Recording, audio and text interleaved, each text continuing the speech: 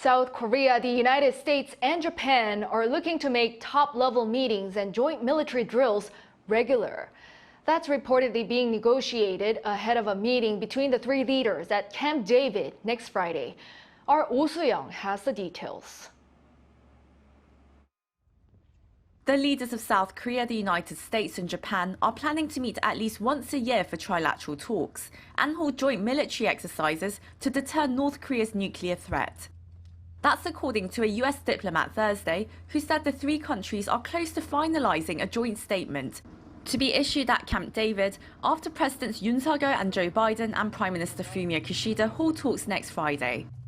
US Ambassador to Japan Rahm Emanuel told Japanese media that the joint document is being finalized and will include holding a yearly trilateral leaders meeting separate from international conferences.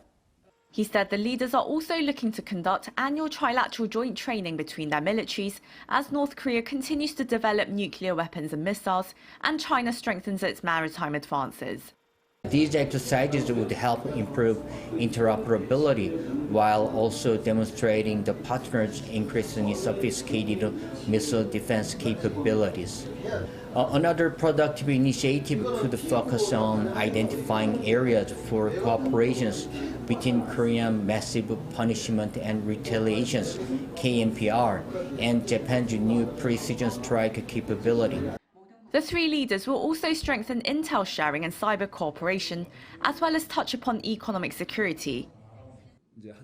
When the leaders gather, the hottest area of economic cooperation will be strengthening mutual exchanges and collaboration in the semiconductor field and in supply chains of rare minerals, particularly for South Korea with massive chip producers like SK Hynix in Incheon and Samsung Electronics. I am expecting the agreement to include developments in managing semiconductor cooperation.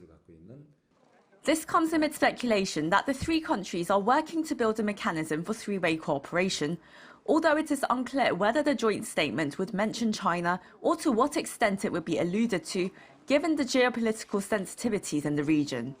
So I think when it comes to PRC matters, it's going to be more in the general geostrategic challenge posed by Beijing and economic challenges, but perhaps less pointed and less hard-hitting than anything we might see on North Korea.